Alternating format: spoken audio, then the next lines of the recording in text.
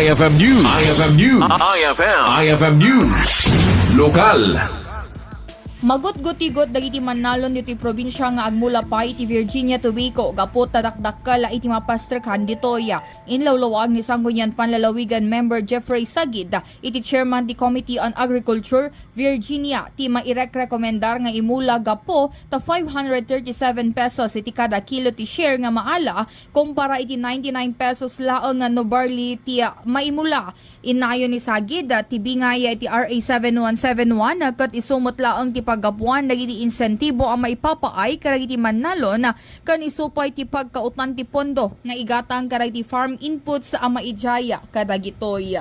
Agad Virginia, tadi encourage ming imula iti agtaltalon ta di share mo kaming kiti Virginia ket is 537 pesos per kilo, not unlike kiti 80 to 40 ket is 99 pesos lang.